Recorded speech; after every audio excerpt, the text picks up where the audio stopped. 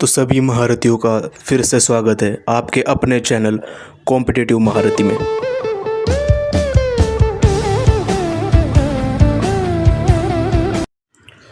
तो दोस्तों, आप सभी का फिर से स्वागत है हमारे चैनल पे। और जैसे कि हम पिछले वीडियो से डिस्कस करते आ रहे हैं साउथ इंडियन बैंक के रिक्रूटमेंट प्रोसेस और अदर इन्फॉर्मेशंस के बारे में, तो ये जो वीडियो है वो आप सभी के क्वेश्चंस के बेसिस पे मैंने बनाया है। जो भी आपको क्वेश्चंस थे कि वर्क कैसा होगा, सैलरी कैसी होगी, डिजिग्नेशन कैसा होगा, तो ये बहुत से स्टूडेंट्स को अभी भी क्लियर नहीं है। तो आप कहेंगे कि अब एग्ज़ाम होने के बाद ये बनाने का फ़ायदा क्या। तो एक तो ये बहुत से स्टूडेंट्स को अभी भी प्रॉपरली क्लियर नहीं है कि ये डिजिग्नेशन कैसा होगा, और बैंक के बारे में भी बहुत से स्टूडेंट्स को अभी भी डाउट है।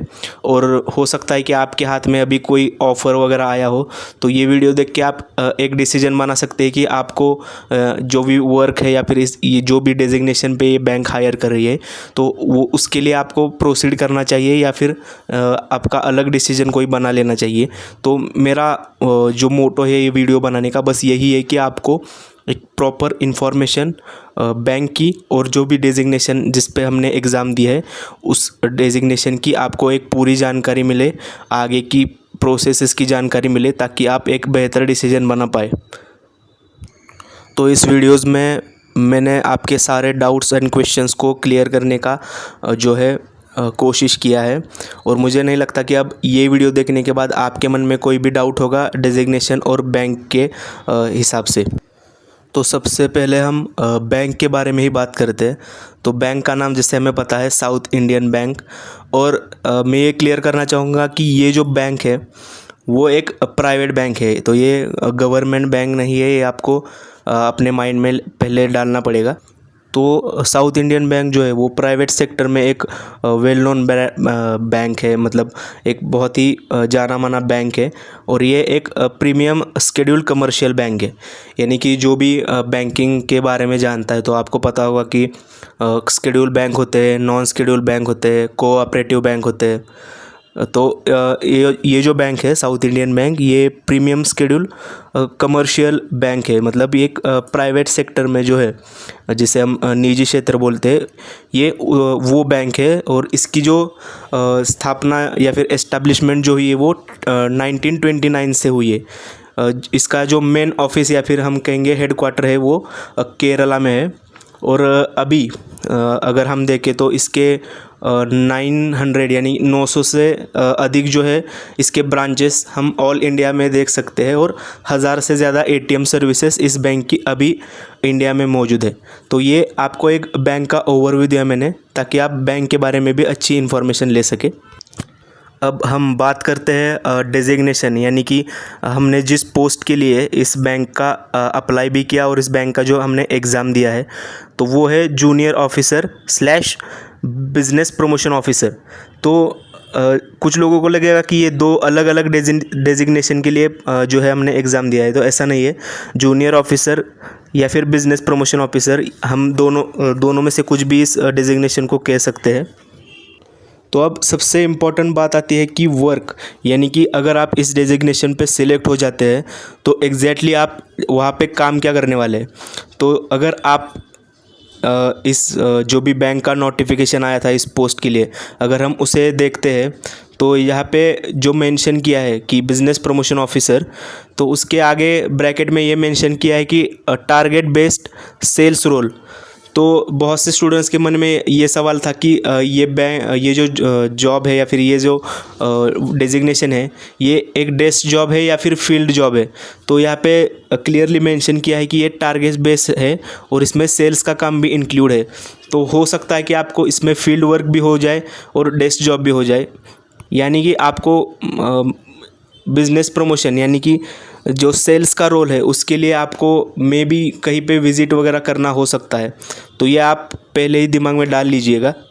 अब बिज़नेस प्रमोशन क्या होता है ये मैं आपको बताता हूँ। देखिए, अगर हम एक बैंक के बारे में सोच रहे हैं तो ये जो प्राइवेट बैंक है ये एक कंपनी की तरह ही है, मतलब इनके भी अलग अलग प्रोडक्ट्स है जो हमें प्रमोट या फिर सेल करने होते हैं। जैसे कि एक प्राइवेट बैंक के अलग अलग प्रोडक्ट हो सकते हैं, लोन हो सकता है, क्रेडिट कार्ड सर्विसेज हो सकती है, या फिर और भी कुछ सर्विसेज हो सकती है। तो इस रोल का जो मेन जो भी वर्क रहेगा वो ये रहेगा कि आपको बैंकिंग के प्रोडक्ट्स जो है वो प्रमोट करने होंगे और आपको नए कस्टमर्स एक्वायर करने होंगे, आपको सेल्स टारगेट दिए जाएंगे, वो आपको जो है with in a deadline complete करने होंगे, आपको कस्टमर के साथ रिलेशनशिप जो है वो मेंटेन करना होगा। तो इन शॉर्ट अगर मैं आपको सीधे भाषा में बताऊँ तो बैंक का जो बिज़नेस है वो आपको जो है जो भी सेल्स है या फिर बिज़नेस है वो आपको प्रमोट करना है और ज़्यादा से ज़्यादा कस्टमर के साथ जुड़ना है। तो ये बेसिकली जो भी ये वर्क है इस वो जो है सेल्स सेंट्रिक है, मतलब इसका जो मेन काम होगा आपका वो सेल्स का ही होगा। तो ये बात आप पहले जान लीजिए, नहीं तो बहुत से स्टूडेंट्स को ये पता नहीं है कि ये सेल्स जॉब है या फिर डेस्क जॉब है। तो ये प्योरली एक सेल्स जॉब है, इसमें आपको टारगेट्स भी कंप्लीट करने होंगे और कस्टमर के साथ रिलेशन भी बनाने होंगे। इसमें आपका कुछ रिपोर्टिंग और डॉक्यूमेंटेशन का भी काम आ सकता है। तो अगर हम टर्म की बात करें तो ये जो डिजिग्नेशन है यानी कि जूनियर ऑफिसर का जो भी डिजिग्नेशन है ये आपका 3 साल का कॉन्ट्रैक्चुअल पोजीशन है, यानी कि ये जो आपका डिजिग्नेशन होगा या फिर जो जॉब होगी वो परमानेंट नहीं होगी, 3 साल तक वो कॉन्ट्रैक्ट बेसिस पे चलेगी। और आगे जाके यानी कि 3 साल बाद अगर आपकी डेडलाइन या फिर जो कहेंगे आपका पीरियड थोड़ा एक्सटेंड हो सकता है, अगर हुआ तो बैंक वो जो डिसीजन है वो बैंक के ऊपर रहेगा। तो अगर आपका जो है पीरियड थोड़ा एक्सटेंड होता है या फिर 3 साल की परफॉर्मेंस अगर आपकी बहुत अच्छी रही तो यहाँ पे आगे जाके आप परमानेंट भी हो सकते हैं, इसकी बात हम आगे करेंगे।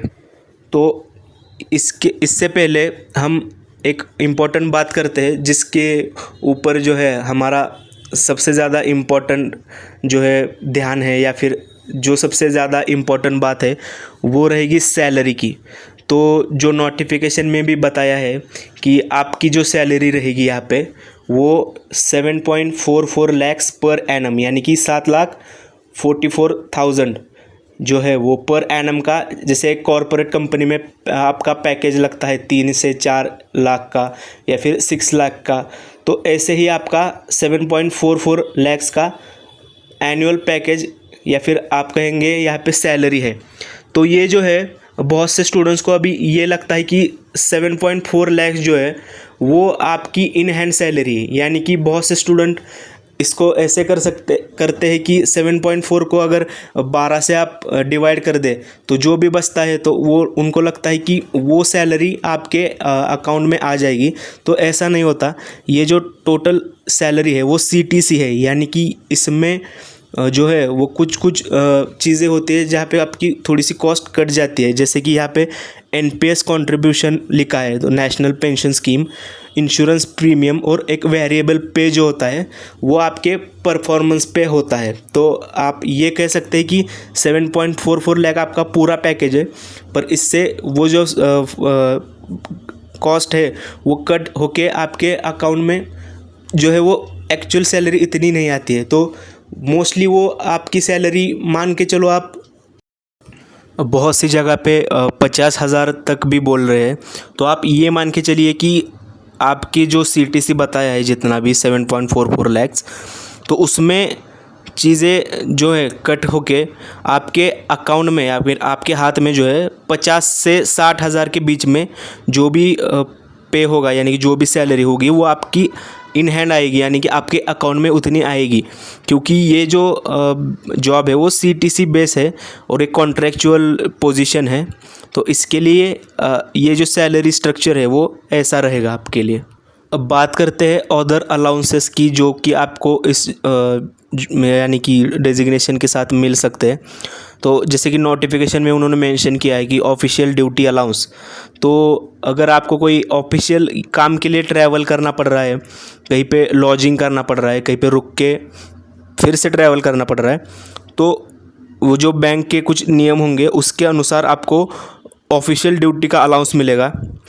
फिर आपको जो है इंश्योरेंस कवरेज भी मिलेगा इसके साथ में, और जो अदर अलाउंसेस है जैसे कि स्टाफ लोन्स या फिर जो इस बैंक के किसी परमानेंट एम्प्लॉय को जो मिलते हैं अलाउंसेस, तो वो आपको अभी नहीं मिलेंगे, यानी कि जो भी आपका 3 साल का जो भी कॉन्ट्रैक्चुअल पीरियड है तो उस दौरान आपको जो परमानेंट एम्प्लॉय को अलाउंसेस है वो नहीं मिलेंगे। जो भी यहाँ पे ऊपर मेंशन किए गए थे वो आपको अलाउंसेस मिलेंगे। और इंक्रीमेंट का अगर आप बताएं तो annual increment during the contract period shall be release based on the performance evolution. तो जो भी आपका परफॉर्मेंस रहेगा तो उसके हिसाब से आपकी एनुअल इंक्रीमेंट रहेगी। और जो भी मतलब पैरामीटर्स होंगे वो बैंक के हिसाब से होंगे। तो ऑब्वियसली ये एक प्राइवेट बैंक है तो सब जो भी डिसीजन है वो इनके मैनेजमेंट के हाथ में ही है। तो उनके कुछ नियम या फिर रेगुलेशन या फिर जो भी कहो पैरामीटर्स पे अगर आप प्रॉपर ये काम कर देते हैं और आपका जो भी वर्क है वो अगर सेटिस्फाइंग है तो आपकी एनुअल इंक्रीमेंट हो सकती है। पर वो जो फाइनल डिसीजन होगा वो आपके बैंक के हाथ में ही होगा। अब यहाँ पे एक पॉजिटिव बात ये है कि सर्विस एग्रीमेंट यहाँ पे कुछ नहीं है, यानी कि ऐसा कुछ नहीं है कि आपको 3 साल का एक बॉन्ड वगैरह करना पड़ेगा।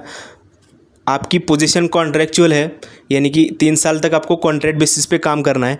पर यहाँ पे ऐसा कोई 3 साल का बॉन्ड आपसे कोई कंपनी या फिर बैंक आपसे 3 साल का बॉन्ड नहीं लेने वाली है, या फिर कोई जो है एग्रीमेंट आपसे लेने नहीं वाली है। तो ये एक प्लस पॉइंट हो जाता है यहाँ पे कि कोई मैंडेटरी मिनिमम सर्विस पीरियड जो भी है वो यहाँ पे नहीं है। क्योंकि ये जो सर्विस एग्रीमेंट होता है वो जो भी एम्प्लॉय परमानेंट सिलेक्ट होते हैं उनके लिए होता है। तो आपके लिए यहाँ पे ये सर्विस एग्रीमेंट नहीं है। अब एक और इम्पोर्टेंट चीज़ की बात करते हैं जो कि होगा पोस्टिंग लोकेशन। अगर आप यहाँ पे जूनियर ऑफिसर के लिए सिलेक्ट होते हैं तो आपका पोस्टिंग कहाँ पे होगा, लोकेशन कौन सा आएगा। तो यहाँ पे नोटिफिकेशन में उन्होंने क्लियरली मेंशन किया है कि आपका पोस्टिंग लोकेशन होगा anywhere in India as per the banks requirement. यानी कि उनकी जो भी रिक्वायरमेंट होगी उस हिसाब से, जैसे कि मैंने आपको पहले भी बताया कि ये एक वेल नोन प्राइवेट बैंक है तो इनके पूरे इंडिया में बहुत सारे ब्रांचेस है। तो आपका कोई भी ब्रांच यानी कि कोई भी इलाके में या फिर इंडिया में कहीं भी आपकी पोस्टिंग हो सकती है। और यहाँ पे एक और भी लिखा है कि further the candidate will be liable to be transferred to anywhere in India at the sole discretion of the bank. यानी कि फ्यूचर में आप जो है वो ट्रांसफ़र हो सकते हैं एनीवेयर इन इंडिया, पर उसका भी जो भी है या फिर प्रोसीजर या फिर डिसीजन कह लो वो बैंक के हाथ में ही होगा। तो अगेन ये एक उनके जो भी मैनेजमेंट है तो उनके हाथ में ही है कि आपका पोस्टिंग कहाँ करना है या फिर आपको कहीं पे और जगह पे ट्रांसफ़र करना है, आपके नियर बाय लोकेशन में ट्रांसफ़र करना है, ये पूरा उनके हाथ में डिसीजन होगा। अब बात करते हैं फ्यूचर प्रमोशन की, यानी कि करियर में आप यहाँ पे आगे कैसे बढ़ सकते हैं या फिर आपका 3 साल बाद का फ्यूचर क्या रहेगा। तो जैसे कि ऑफिशियल नोटिफिकेशन में बताया है कि on completion of the initial contract period और एनी एक्सटेंशन ग्रांटेड, यानी कि जो भी आपका 3 साल का कॉन्ट्रैक्चुअल पीरियड है वो फिक्स है, पर अगर उसके ऊपर भी अगर आपको बैंक कोई एक्स्ट्रा पीरियड देती है यानी कि कुछ दिनों तक एक्स्ट्रा काम करने को कहती है, तो ये जो पीरियड है और वही एक्स्ट्रा का टाइम भी अगर मिलता है आपको, तो उस टाइम के दौरान अगर आप बैंक को लगता है कि आप एक हाई परफॉर्मिंग कैंडिडेट है, यानी कि अगर बैंक को लगता है कि भाई ये लड़का तो काफ़ी महान है, इसने तो बहुत ही अच्छा काम किया है अपने जो भी काम का पीरियड था उस 3 साल और उसके आगे में भी, अगर ये बैंक को लगता है यानी कि high performing candidates identified by the bank में विदाउट एनी ऑब्लिगेशन, यानी कि बैंक को लगता है कि निस्संदेह ये जो भी कैंडिडेट है वो एक काफ़ी अच्छा हाई परफॉर्मिंग कैंडिडेट है, इसने बहुत ही अच्छा काम किया है अपने जो भी कार्यकाल जो था आपका 3 साल का उसमें, तो फिर आपको बैंक कंसिडर कर सकता है रेगुलर एम्प्लॉयमेंट, यानी कि आपको बैंक परमानेंट एम्प्लॉय कर सकता है। और फिर आपका डिजिग्नेशन होगा असिस्टेंट मैनेजर स्केल 1, तो आप फिर जूनियर ऑफिसर से प्रमोट हो जाएंगे असिस्टेंट मैनेजर स्केल 1 पे।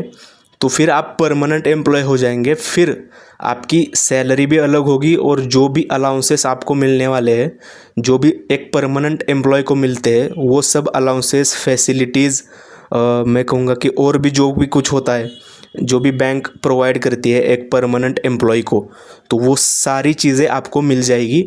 पर ये कब होगा? अगर आप 3 साल अच्छा काम करते हैं, प्लस अगर बैंक को ये लगता है कि आप एक अच्छे परफॉर्मिंग कैंडिडेट्स हैं, तभी होगा। अगेन मैं आपको यही बताऊंगा कि ये प्राइवेट बैंक है, तो सब जो भी डिसीजन होगा ये इनके मैनेजमेंट के ऊपर होगा। तो अगर आप 3 साल में अच्छे काम भी करते हैं, अच्छा बिजनेस भी बड़ा कर देते हैं और अच्छे रिलेशन अगर बना के रखते हैं सभी के साथ, तो हो सकता है कि आप जो है वो इजीली प्रमोट हो जाए 3 साल के बाद असिस्टेंट मैनेजर स्केल 1 पे।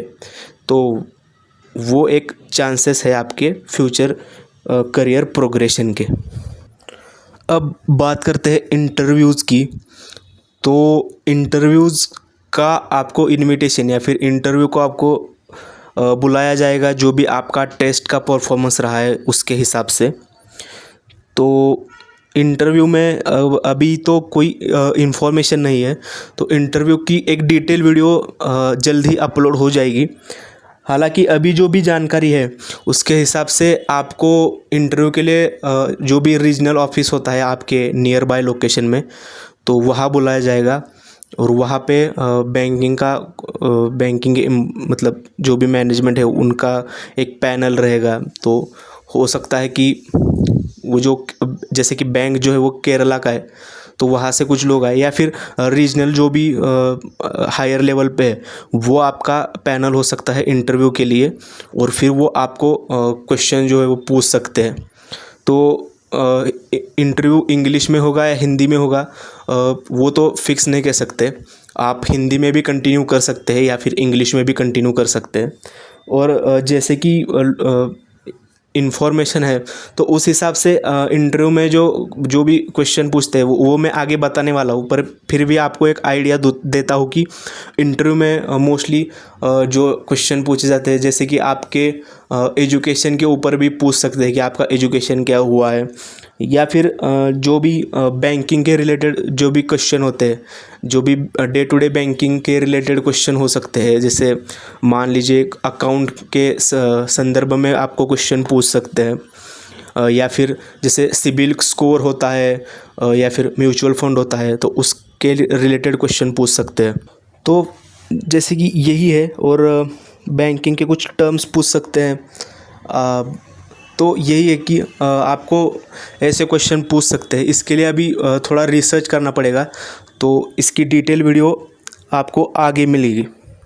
तो अभी हम देखते हैं कि फ्रीक्वेंटली आस्क्ड क्वेश्चंस, ऐसे क्वेश्चन जो बहुत से स्टूडेंट्स ने पूछे हैं, उनके मन में होंगे या फिर बहुत से लोगों को ये सवाल इस जॉब रिलेटेड होंगे। तो पहला सवाल ये था कि क्या ये टारगेट बेस्ड जॉब है? तो ऑब्वियसली ये एक टारगेट बेस्ड जॉब है, और ऐसा उन्होंने ऑफिशियल नोटिफिकेशन में भी मेंशन किया हुआ है। अब कुछ स्टूडेंट्स के मन में ये भी सवाल था कि ये जो सैलरी है जो इन्होंने CTC मेंशन किया है, तो ये एग्जैक्टली क्या है, CTC का मतलब क्या है? तो मैं आपको बताऊंगा कि CTC का मतलब होता है कॉस्ट टू कंपनी। तो 2 प्रकार की सैलरी होती है, CTC भी होती है और टेक होम सैलरी होती है। तो टेक होम जो सैलरी होती है वो जो भी सैलरी वहाँ पे मेंशन होगी वो उतनी ही सैलरी आपके अकाउंट में आएगी, यानी कि उतनी सैलरी आपको इन हैंड मिलेगी, यानी कि उतनी सैलरी आप लेके जाओगे। पर जब कभी भी जब CTC मेंशन किया होता है, तो वो जो कॉस्ट होता है वो टोटल इंक्लूड होता है कि उतना खर्चा एक ऑर्गेनाइजेशन आप पे कर रही है। यानी कि फॉर एग्जांपल अगर किसी की salary 8 lakh per annum CTC mention किया है, तो उसकी बेसिक सैलरी होगी वो होगी 5 लाख रुपए। ये मैं एग्जाम्पल के लिए बता रहा हूँ आपको कि उसकी सैलरी होगी 5 लाख रुपए, फिर कुछ अलाउंसेस हो गए 1 लाख रुपए तक, और PF वगैरह जो भी इंश्योरेंस होता है वो हो गए 2 लाख रुपए। यानी कि अलाउंसेस और इंश्योरेंस PF मिला के 3 लाख रुपए, और फिर बेसिक सैलरी होगी 5 लाख रुपए। तो ये मिला के हो गए उसकी 8 लाख रुपए। तो आप ये समझ के चलिए कि अगर सीटी से मेंशन किया है तो एग्जैक्टली उतनी सैलरी आपके अकाउंट में नहीं आएगी, अलाउंसेस और पीएफ उसमें से कट हो जाते हैं। फिर एक सवाल था कि क्या ये जॉब फीमेल्स के लिए सही है, तो इसका मैं प्रॉपर या फिर एग्जैक्ट आंसर तो नहीं दे सकता, ये डिपेंड करता है।